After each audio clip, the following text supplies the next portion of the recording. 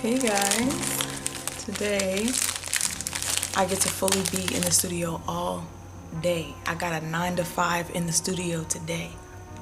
I feel like I have found a way to make sure that I'm having balance between work stuff and art stuff and giving myself time to be creative, and that means getting in the studio to practice. Because if you don't paint, you're not getting better, you're not practicing. I feel like being an artist entails so much more than just a painting. Like, you gotta do so much stuff that's not art related, and it sucks, but that's the reality of the modern day artist, right? But today it's all about getting my creative juices flowing and just painting, just doing what I love to do. And we're gonna start out with some bugs. Some bugs. I've been feeling really inspired by bugs lately for some reason. Let me show you what I'm talking about. I started getting inspired by bugs when I came across this page, and he like catches bugs and it like tells us about them and was like showing us a bug, and like they're so pretty. Like, so many insects are so cute actually, and I'm like, I want to paint like some bugs. I don't know, like I just want to paint some butterflies, some moths, some beetles, some bees. Like, I just want to paint some insects, you know what I mean? Some mantises, like, you know, because they're actually really fucking cool. And then I go on Pinterest and I'm seeing shit like this, and like,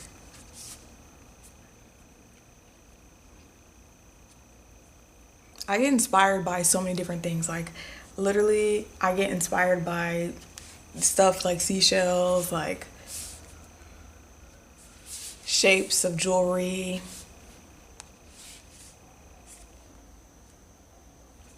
Like, look at those colors right there. Like, I love the colors. I just get inspired by so many different things. Like, anything can inspire you. Just like the shape of a leaf, or like how these colors go together in the sign and the building, you know what I mean? That's why I always bring my camera with me, because I get inspired so much. Oh, and this also inspires me to make a clay necklace. I need to do that. But anyway, back to bugs. Like, look at a spiny flower, or what do you call this? spiny flower mantis. That is just amazing. Oh my gosh, like, it's literally so beautiful. How did I not know that bugs could be so beautiful? Like, wow. That's fucking cool. Oh, these type of mantises too. And then there's another type of mantis that has like a shield or something. I don't know, like, and then the beetles, like, yeah. Looks cool. That being said, before I get started on a big canvas, I want to like paint some bugs in my sketchbook as a little warm-up, you know, get myself in the groove.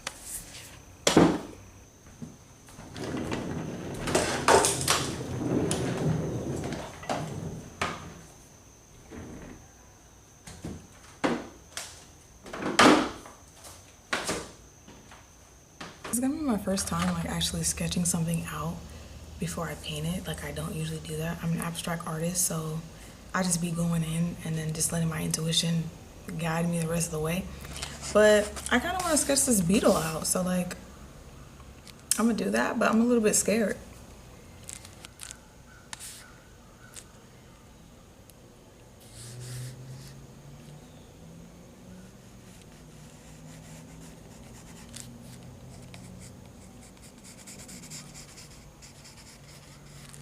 I'm not a drawer, I'm a painter.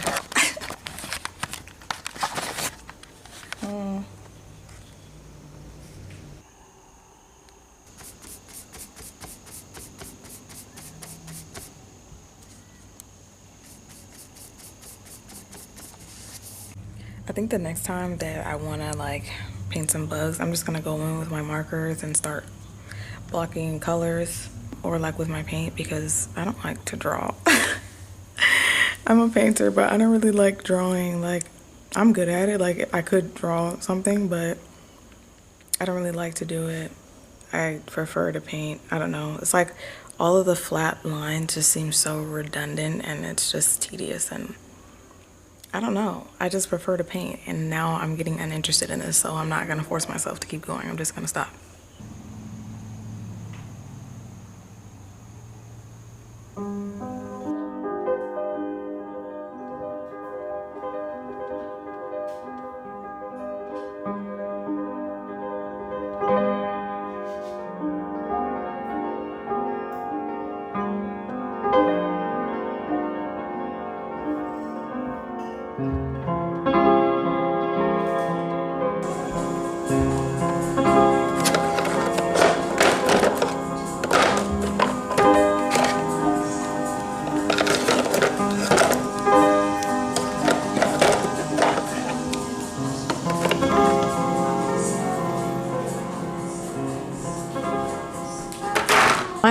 it's time to do what I really want to do. I have absolutely no plan, no anything. And I like to go into my paintings like that because having a plan and overthinking kind of kills creativity sometimes. So I wanted to go in not really knowing what the outcome is going to be. Basically, I just start with like some colors that I want to do, so like a color palette, and then I go from there. Because colors is my most favorite part of painting. It's the reason that I love art so much is because I get to play with colors and see how they interact with each other, and that's what I always start with because of that. Sometimes I think of like shapes that I want to put into it or materials that I might want to use. Like I have some multimedia materials and I might want to put that in there, and so maybe I write that down. And like my sketchbook has so many pages like this where it's just writing. Like I have art in here and stuff, but there's a lot of writing in my sketchbook just because I like words. I like colors and words. Every artist is unique and different from each other. All art looks different because everybody is so unique.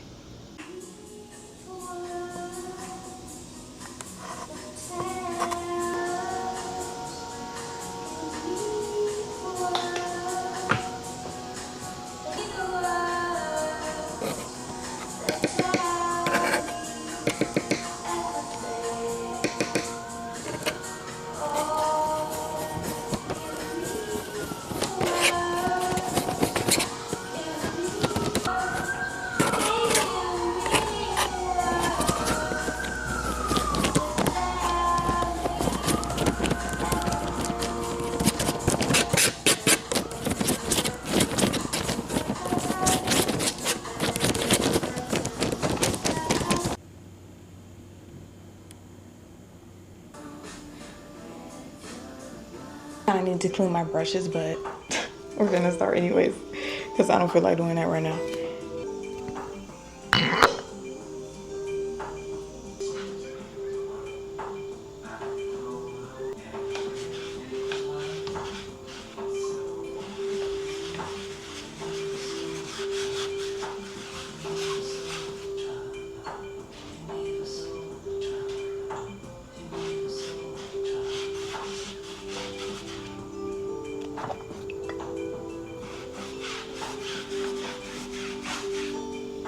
Is it just me, or am I the only artist that doesn't really get blank canvas or white canvas syndrome? Like I don't get anxiety from a blank canvas or a white canvas because like all I see is opportunity for me to create so much with this because there's so much space, there's so much white, and that's why I love to work big. I like to work small too, but I love to work big because there's just so much space I get to work with.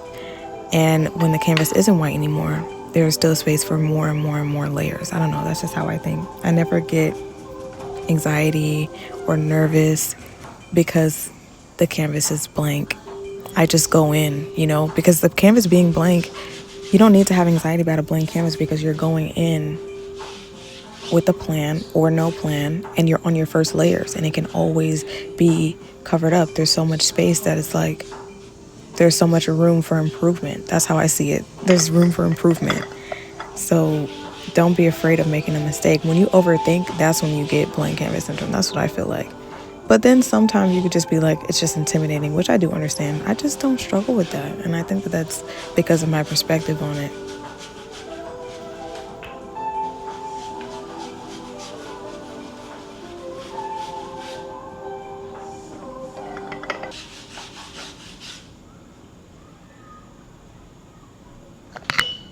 There's like no idea, no anything. We're just starting and we're just putting layers down. I love this sponge because it creates like this type of texture, and then it allows me to add more layers because it makes the paint thinner when you put it on. This canvas is also pre-primed, but I did put on gesso over it because I always gesso any canvas, even if it is pre-primed. So the canvas is extremely sanded and smooth. So I just know that this is going to be a good one.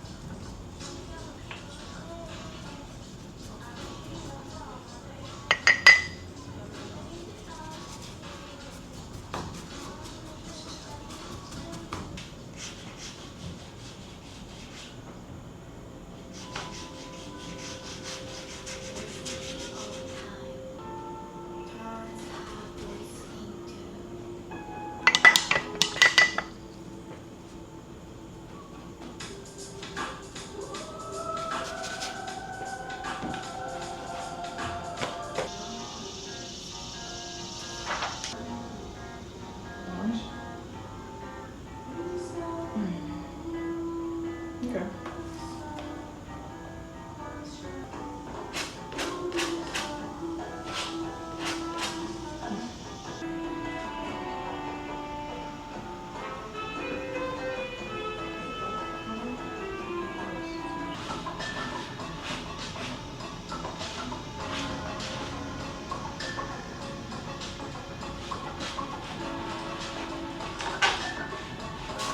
Shapes and color, shapes and color, color and shapes. Those are the most important parts of a painting for me. How colors interact with each other.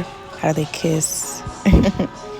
How do they move on the canvas? How do the shapes interact with each other? How do the shapes shape the art I'm trying to make?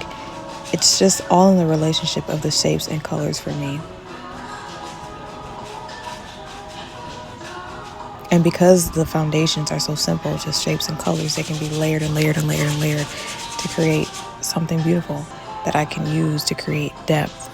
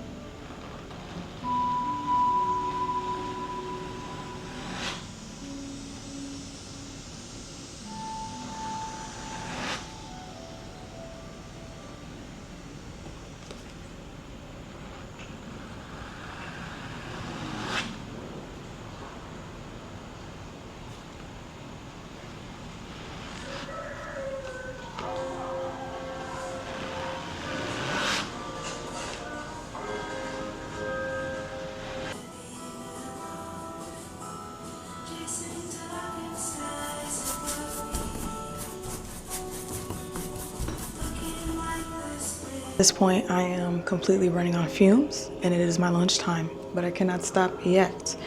I gotta wait for these little pieces to dry and then I gotta go in with my objective. Sometimes you don't have an objective in an abstract painting, but a lot of the times there is one. There's something in an abstract painting that draws your eyes to it, even if it's shapeless. And for me today, that's gonna be a flower, of course.